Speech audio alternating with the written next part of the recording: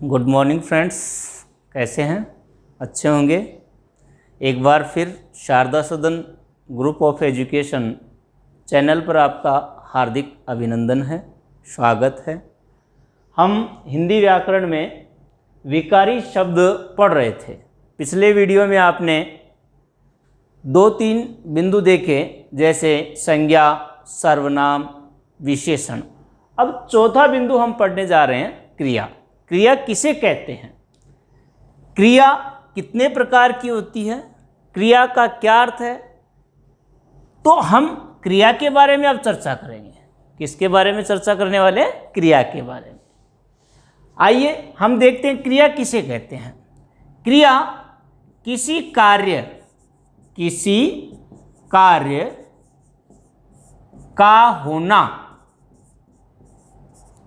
या होने का भाव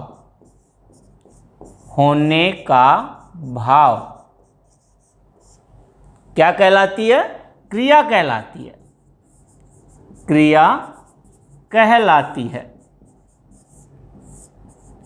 क्रिया किसे कहते हैं? किसी कार्य का होना या होने का भाव क्रिया कहलाती है। क्रिया कौन करता है? वाक्य में जो करता है वो कर्ता क्रिया संपन्न करता है। जैसे मोहन जा रहा है, मोहन जा रहा है, सीता गाना गा रही है। तो यहाँ पर गाना कौन गा रही है? सीता।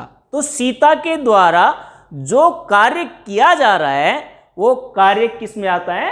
क्रिया में आता है।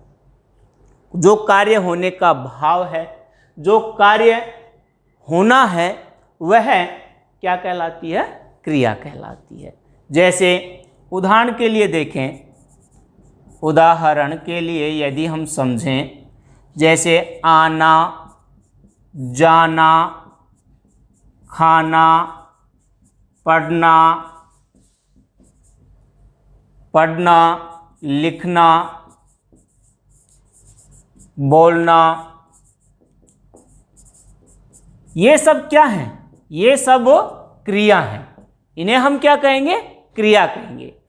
जैसे यहाँ पर हम लिखना, इन सब में एक विशेषता देखिए। आप देखिए इसमें अंत में क्या जुड़ा हुआ है? ना।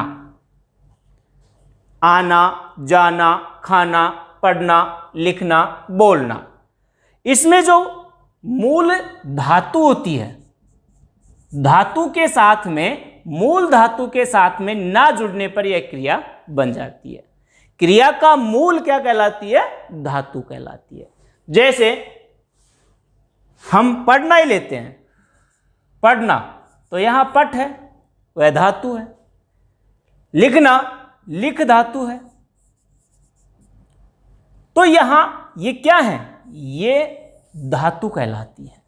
और इसके साथ यदि हम ना का प्रयोग कर देते हैं तो क्या बन जाती है? वह क्रिया बन जाती है।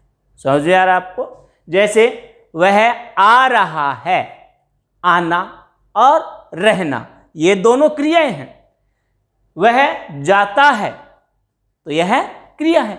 अब यह देश काल और लिंग वचन कारक काल आदि के कारण से परिवर्तित होती रहती है, इसलिए इसके रूप बदलते रहते हैं।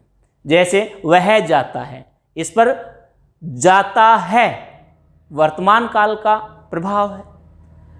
ऐसे ही वह जाता था, तो कौन सा हो जाएगा? भूतकाल का प्रभाव हो जाएगा।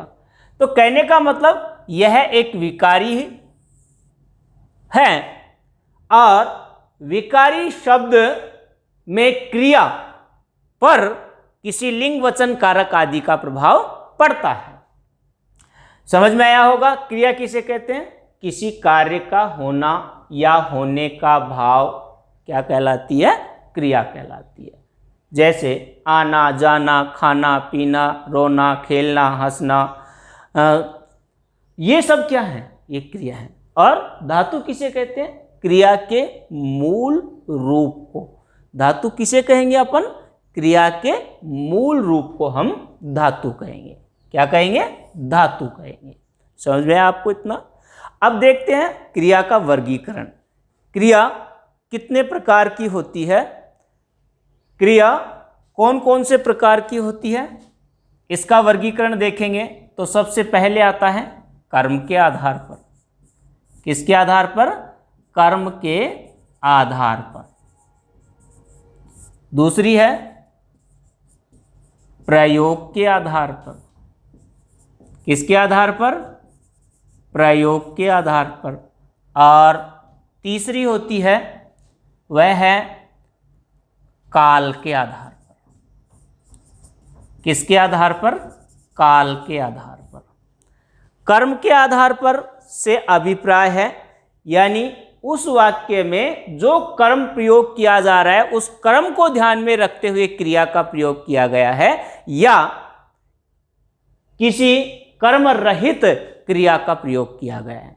जैसे एक वाक्य लेते हैं अपन, वाक्य में हम देखते हैं वह है जयपुर जाता है।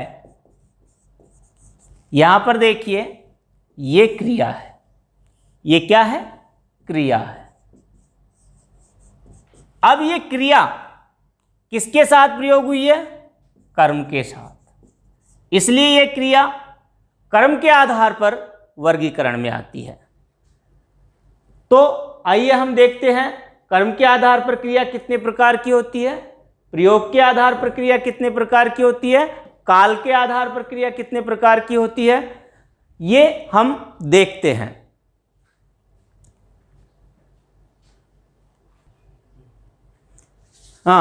तो हम कर्म के आधार पर क्रिया देखेंगे। इसके कितने प्रकार हैं, कर्म के आधार पर कितने भागों में इसे विभाजित किया जाता है, इसको हम समझेंगे।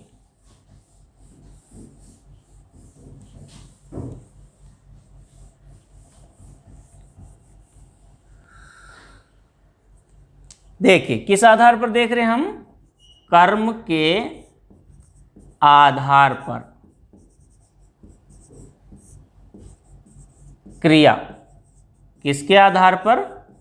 कर्म के आधार पर क्रिया।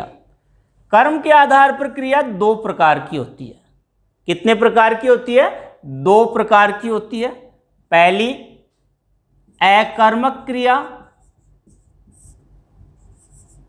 अकर्मक क्रिया, और दूसरी होती है सकर्मक क्रिया।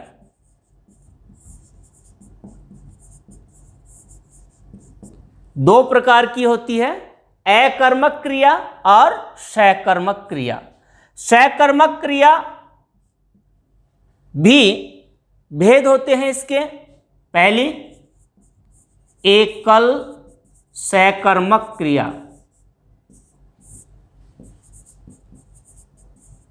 एकल सकर्मक क्रिया, द्विकर्मक क्रिया, द्विकर्मक क्रिया।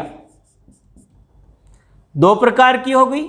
एकल एक ही कर्म हो, द्विकर्मक दो कर्म हो। इसमें कर्म कितने होंगे? एक कर्म होगा। और इसमें कितने कर्म होंगे? इसमें दो कर्म होंगे। अकर्मक क्रिया किसे कहते हैं और सकर्मक क्रिया किसे कहते हैं, बात करते हैं।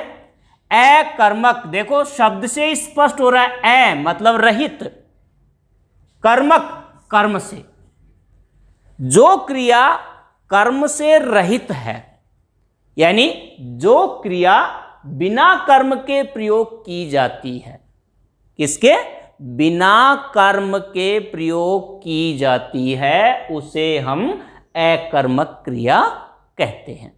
यानी कहने का मतलब वाक्य में किसी भी कर्म का प्रयोग नहीं होता है। उस वाक्य में जो क्रिया होगी वह कौन सी क्रिया होगी? अकर्मक क्रिया होगी।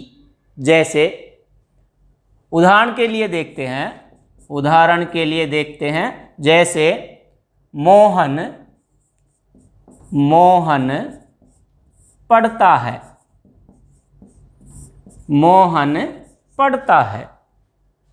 तो यहां पर देखिए मोहन तो क्या हो गया? कर्ता हो गया। और पढ़ता है, ये क्या है? क्रिया है। तो इसमें कहीं कर्म आया? नहीं आया। अगर कर्म नहीं है तो ये कौन सी कहलाएगी? ये क्रिया, ये क्रिया कहलाएगी अकर्मक क्रिया। इसे हम क्या कहेंगे? अकर्मक क्रिया। जैसे वह खेलता है, वह दौड़ता है, मोहन जाता है, रीमा आती है, रमा खेलती है। ये सब क्रियाएं कौन सी क्रियाएं आती हैं? ये सब क्रियाएं होती हैं कौन सी? अकर्मक क्रिया। समझ में आ रहा है आपको? अकर्मक क्रिया किसे कहते हैं? जो कर्म रहित हो, वह क्रिया जो कर्म रहित हो, अर्थात जिसका प्रयोग कर्म के साथ नहीं होता, वह क्या कहलाती है? अकर्मक क्रिया कहलाती है। अब बात करते हैं सकर्मक क्रिया। स मतलब सहित, और किसके सहित? कर्म के सहित। जो क्रिया कर्म के साथ प्रयोग की जाती है, अर्थात किसके साथ में? कर्म के साथ। जिस वाक्य में कर्म के साथ क्रिया का प्रयोग होता है, वह क्रिया क्या कहलाती है? सकर्मक क्रिया कहलाती है। स मतलब सहित, किसके सहित? कर्म के सहित। यानी जो कर्म के साथ प्रयोग की जाती है, वह सकर्मक क्रिया कहलाती है। उदाहरण के लिए हम देखते हैं, जैसे मोहन जयपुर जाता है, जयपुर जाता है। मोहन जयपुर जाता है, तो यहां पर देखिए मोहन क्या है? कर्ता है। जयपुर क्या है? कर्म है। जाना क्या है? यहां क्रिया है। अब जो ये क्रिया आई है, इसके साथ में किसका प्रयोग हो रहा है? कर्म का प्रयोग हो रहा है। यानी कहां जा रहा है? जयपुर जा रहा है। कर्म आ रहा है ना, तो यह क्रिया क्या कहलाएगी? सकर्मक क्रिया कहलाएगी। मोहन पुस्तक पढ़ता है, तो यहां पर पढ़ना जो क्रिया आई है, वो क्रिया कौन सी कहलाएगी? सकर्मक। क्यों? क्योंकि इसमें कर्म है। क्या है? बताइए क्या है? पुस्तक। क्या है? पुस्तक। इस प्रकार से हम कह सकते हैं कि यहां पर कौन सी क्रिया होगी? सकर्मक क्रिया होगी। समझ में आया आपको? ये दो प्रकार की होती है, एकल कर्म क्रिया, एकल कर्मक क्रिया, और दूसरी द्विकर्मक क्रिया। एक कर्म और द्विकर्म। एक, एकल मतलब एक, जिसमें क्या हो? एक ही कर्म आए। क्या है? एक ही कर्म आए, उसके साथ जो क्रिया प्रयोग होती है, वह एकल सकर्मक क्रिया कहलाती है, एक कर्मक क्रिया कहलाती है। जैसे अभी हमने ये देखा, मोहन जयपुर जाता है। यहां पर देखिए जाना ये क्रिया है, और यहां कर्म केवल एक ही आ रहा है, इसलिए इस क्रिया को क्या कहेंगे? एकल सकर्मक क्रिया कहेंगे। समझ में आ रहा है? जैसे गीता पुस्तक पढ़ती है, तो पढ़ना जो क्रिया है वह कौन सी होगी? एकल या द्विकर्मक? एकल। क्यों? क्योंकि पुस्तक एक है, एक कर्म का प्रयोग हुआ है, इसलिए वहां पर एकल सकर्मक क्रिया होगी। समझ में आ रहा है आपको? द्विकर्मक, द्विकर्मक यहां पर देखिए पहले क्या आ रहा है? द्वि। द्वि का मतलब दो, द्वि का मतलब दो। कर्मक कर्म, दो कर्म के साथ, किसके साथ? दो कर्म के साथ जिस क्रिया का प्रयोग होता है, उसे हम द्विकर्मक क्रिया कहते हैं। समझ में आ रहा है आपको? क्या? जो दो कर्म के साथ जिस क्रिया का प्रयोग होता है, उसे द्विकर्मक क्रिया कहते हैं। आइए उदाहरण देखते हैं। उदाहरण, रमा रमा गाड़ी से जयपुर गई। रमा गाड़ी से जयपुर गई। यहां जाना क्या है? क्रिया है। रमा यहां क्या है? कर्ता है। और गाड़ी और दूसरा जयपुर। ये दोनों क्या हैं? ये कर्म है। ये क्या है? कर्म है। तो यहां पर देखिए कर्म कितने हैं? 2, 1 और 2। ये 2 कर्म आ गए। इन 2 कर्मों के कारण से साथ में ये क्रिया प्रयोग हुई है, इस कारण से इसे हम क्या कहेंगे? द्विकर्मक क्रिया कहेंगे। समझ में आ रहा है आपको? द्विकर्मक क्रिया किसे कहते हैं? जो 2 कर्मों के साथ प्रयोग की जाती है उसे हम द्विकर्मक क्रिया कहते हैं। समझ गए होंगे शायद। अब हम बात करते हैं अगली। कर्म के आधार पर आपने पढ़ लिया है, अच्छी तरह से आपको समझ में आ गया होगा। अब दूसरी पढ़ते हैं हम प्रयोग के आधार पर। किसके आधार पर? प्रयोग के आधार पर क्रिया।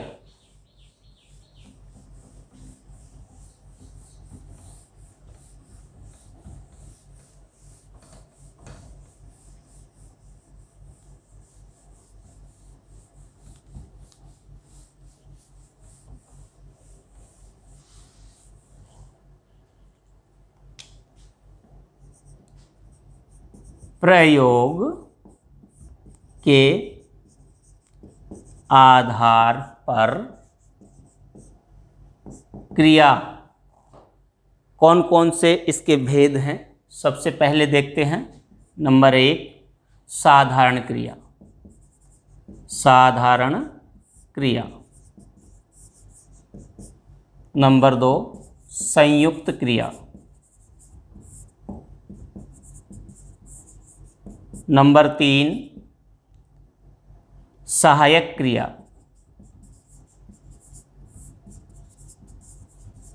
कौन सी है? सहायक क्रिया। नंबर 4 नाम धातु क्रिया।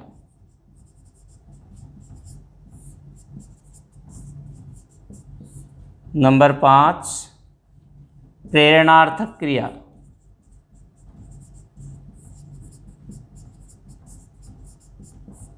नंबर 6 पूर्वकालिक क्रिया।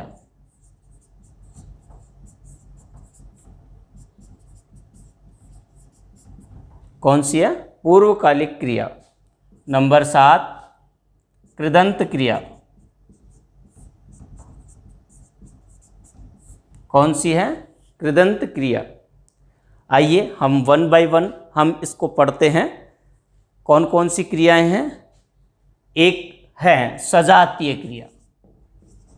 सजातीय क्रिया।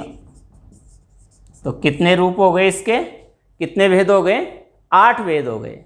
साधारण क्रिया, संयुक्त क्रिया, सहायक क्रिया, नाम धातु क्रिया, प्रेरणार्थक क्रिया, पूर्वकालिक क्रिया, कृदंत क्रिया और सजातीय क्रिया। साधारण क्रिया, जैसे हम सामान्य वाक्य में जिस क्रिया का प्रयोग करते हैं, सामान्य वाक्य में जो क्रिया प्रयोग की जाती है, साधारण रूप में जिस क्रिया का प्रयोग होता है, किस रूप में? सामान्य या साधारण रूप में हम क्रिया का प्रयोग करते हैं, वह क्रिया क्या कहलाती है? साधारण क्रिया कहलाती है। उसे हम क्या कहेंगे? साधारण क्रिया कहेंगे। साधारण क्रिया कौन सी होती है? एक बार फिर से सुन लीजिए। जो सामान्य रूप में जिस क्रिया का प्रयोग किया जाता है, सामान्य रूप में जिस क्रिया का प्रयोग किया जाता है वह साधारण क्रिया कहलाती है। आम रूप से हिंदी में जो बोलचाल है, उस बोलचाल में जो क्रिया प्रयोग होती है, वह आता है, वह जाता है, वह खाता है, वह पीता है, वह सोता है, वह खेलता है, वह घूमता है, तो ये सामान्य है। सामान्य छोटे छोटे वाक्य हैं। जैसे हम पहली दूसरी में वाक्य बनाना बच्चे को सिखाते हैं, दूसरी क्लास में बच्चा किताब पढ़ने लग जाता है, तो सबसे पहले वो छोटा छोटा वाक्य बनाना शुरू करता है, जिसमें 2 शब्द हों, 3 शब्द हों, 4 शब्द हों, 5 शब्द हों, 5 शब्द तक ही वह वाक्य बनाना सीखता है। वो सामान्य वाक्य हैं, वो साधारण वाक्य हैं। उन साधारण वाक्यों में जो सामान्य क्रिया प्रयोग की जाती है, जो सामान्य क्रिया प्रयोग की जाती है, उसे हम क्या कहते हैं? साधारण या सामान्य क्रिया कहते हैं। उदाहरण आपको समझ में आया होगा। वह जाता है, वह आता है, रमा खेलती है, वह दौड़ती है, गीता पढ़ती है। तो यहां पर जो क्रिया आई है वो क्रिया क्या कहलाएगी? सामान्य क्रिया। वह जाता है। एक छोटा सा उदाहरण आपको दिया, यहां पर जो जाना क्रिया है वो क्या कहलाएगी? साधारण क्रिया कहलाएगी। अब बात करते हैं संयुक्त क्रिया। संयुक्त क्रिया किसे कहते हैं? संयुक्त क्रिया किसे कहते हैं? नाम से ही संयुक्त, संयुक्त का मतलब जोड़ना, योग करना।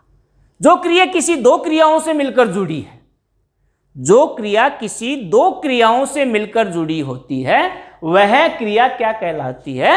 संयुक्त क्रिया कहलाती है। उसे हम क्या कहेंगे? संयुक्त क्रिया कहेंगे। क्या कहा जाएगा? संयुक्त क्रिया। जो दो क्रियाओं से मिलकर बनी है, वह क्रिया संयुक्त क्रिया कहलाती है। जैसे उदाहरण के लिए हम देखते हैं,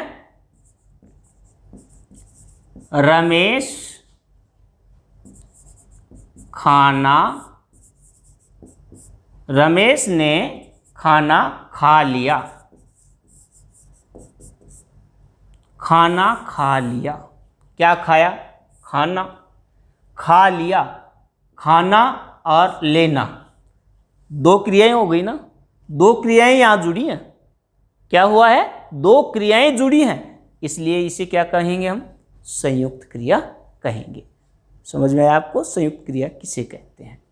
अब बात करते हैं सहायक क्रिया। नाम से स्पष्ट हो रहा है, जो क्रिया पूर्ण होने में, मुख्य क्रिया के पूर्ण होने में सहायता करती है, सहयोग देती है। क्या करती है? सहायता करती है या सहयोग देती है। उस सहयोग देने वाली क्रिया को हम क्या कहेंगे? सहायक क्रिया कहेंगे। उसे हम क्या कहेंगे? सहायक क्रिया कहेंगे। समझ में आ रहा है आपको? सहायक क्रिया किसे कहेंगे? जो मुख्य क्रिया को पूर्ण होने में क्या करती है? सहायता करती है। मुख्य क्रिया के पूर्ण होने में सहायता करती है, उसको हम क्या कहेंगे? सहायक क्रिया कहेंगे। फॉर एग्जाम्पल, गीता जयपुर जा रही है।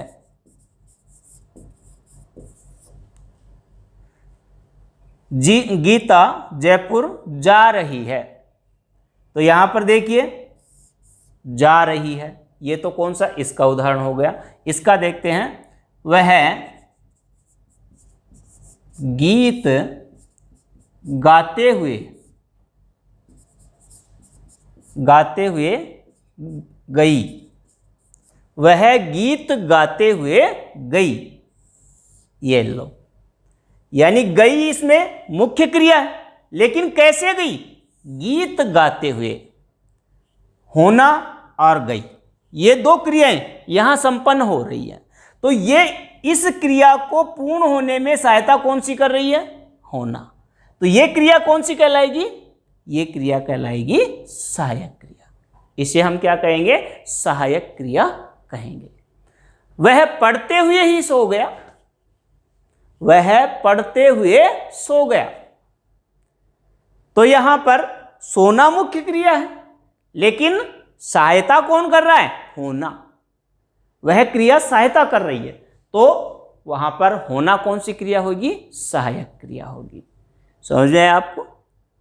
समझ में आ रहा है ना? अब बात करते हैं अपन नाम धातु क्रिया की। नाम धातु क्रिया किसे कहते हैं? जो क्रिया किसी नाम से या किसी संज्ञा से बनी हो।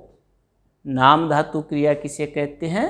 जो क्रिया किसी नाम से बनाई गई हो, जो क्रिया किसी संज्ञा से बनाई गई हो, वह क्रिया नाम धातु क्रिया कहलाती है। अर्थात नाम को ही उसने क्या बनाया है? धातु बना लिया। यानी उस क्रिया की धातु, मूल धातु किसको बनाया है? नाम को। जैसे रंग एक नाम है, रंग एक नाम है। इसी प्रकार से लज्जा क्या है? एक नाम है। इसी प्रकार से अपना एक नाम है। समझ में आ रहा है आपको? यहाँ पर रंग नाम है यानी संज्ञा है, लज्जा नाम है यानी संज्ञा है, यानी यहाँ भाववाचक संज्ञा है, अपना यहाँ भी भाववाचक संज्ञा एक नाम है। तो रंग से रंगना क्या बन गई? धातु बन गई। लज्जा से लजाना धातु बन गई। अपना से अपनाना, बोलो ये कौन सी धातु कहलाएंगी? ये नाम धातु कहलाएंगी, जो किसी नाम से बनी हो। किससे बनी हो? नाम से बनी हो, उसे हम नाम धातु संज्ञा क्रिया कहते हैं। समझ में आया आपको? मैं आपको समझा रहा हूं, शायद समझ में आ रहा होगा। ध्यान से आप देखेंगे तो आपको समझ में अवश्य आएगा। अब अगली क्रिया हम प्रयोग करते हैं, प्रेरणार्थक क्रिया। प्रेरणार्थक, जिसमें प्रेरणा निहित हो। जिसमें क्या निहित हो? प्रेरणा। कहने का मतलब हम कह सकते हैं कि कर्ता जो है कार्य को खुद ने करके दूसरे को करने की प्रेरणा देता है। कर्ता किसी कार्य को खुद ने करके, स्वयं ने करके किसी अन्य को करने की प्रेरणा देता है या अन्य से करवाता है। तो वहां पर जो क्रिया होगी उसे हम क्या कहेंगे? प्रेरणार्थक क्रिया कहेंगे। समझ में आ रहा है आपको? प्रेरणार्थक नाम से स्पष्ट हो रहा है ना, प्रेरणा का अर्थ देने वाली क्रिया। प्रेरणा का अर्थ देने वाली क्रिया क्या कहलाती है? प्रेरणार्थक क्रिया कहलाती है। जैसे महेश धोबी से कपड़े धुलवाता है।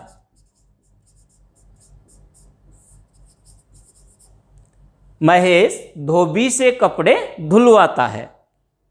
महेश यहां कर्ता है। समझ आ रहा है आपको? इस वाक्य में कर्ता कौन है? महेश है। अब यहां पर जो क्रिया है, धोना मुख्य क्रिया है, लेकिन ये क्या कर रहा है? धुलवा रहा है। किससे? धोबी से। तो इसको प्रेरणा दे रहा है, यानी ये कार्य किससे करवा रहा है? धोबी से करवा रहा है। तो यह खुद नहीं कर रहा ना, ये इस कार्य की प्रेरणा किसे दे रहा है? अन्य को दे रहा है। तो यहां पर जो ये क्रिया आई है ना, इस क्रिया को हम क्या कहेंगे? प्रेरणार्थक क्रिया कहेंगे। समझ में आ रहा है आपको?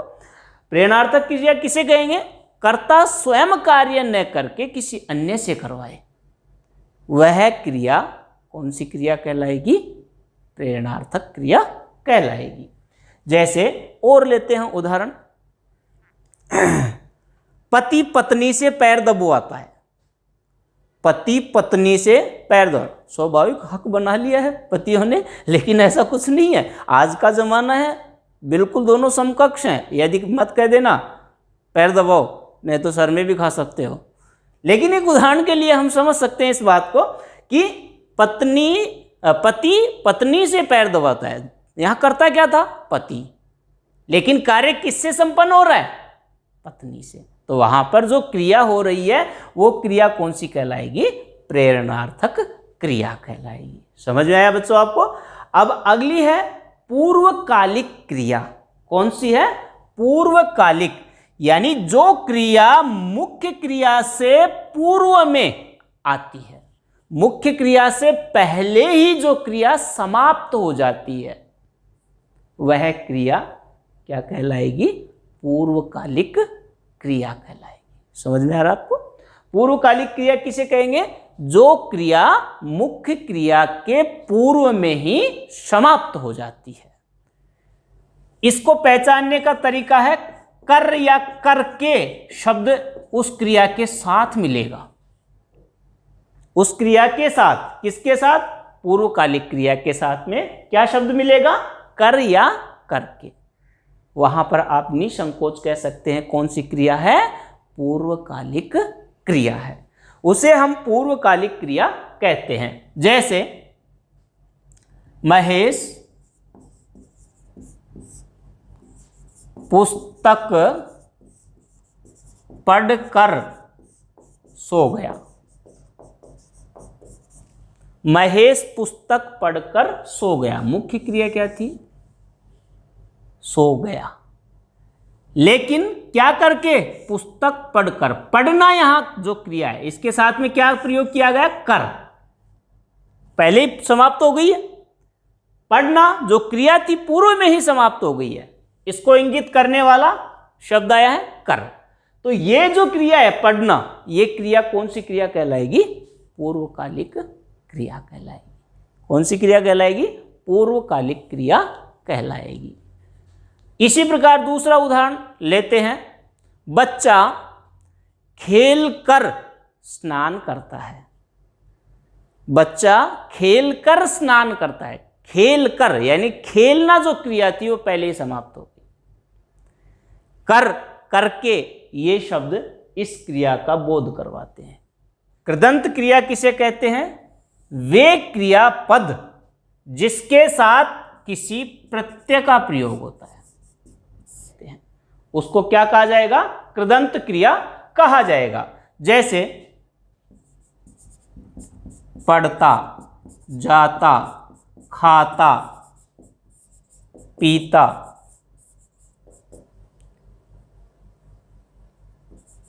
पीता। यहां पर देखिए ता, ता, ता, क्या जुड़ा है? क्या जुड़ा है? यहां प्रत्यय जुड़ा है। किसी क्रियापद के साथ में यदि प्रत्यय जुड़ता है, क्या जुड़ता है? प्रत्यय जुड़ता है, तो उसे हम कृदंत क्रिया कहते हैं। अब अंतिम है सजातीय। नाम से स्पष्ट हो रहा है, सहित जातीय, यानी एक ही जाति की जो क्रियाएं होती हैं, एक ही जाति की जो क्रियाएं होती हैं, उन्हें हम सजातीय क्रिया कहते हैं। उन्हें हम क्या कहेंगे? सजातीय क्रिया कहेंगे। जैसे सजातीय क्रिया में हम देखते हैं,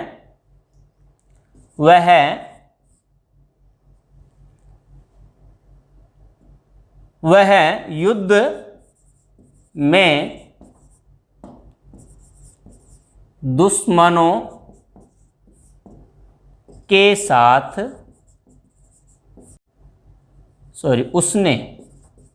उसने युद्ध में दुश्मनों के साथ लड़ाई लड़ी।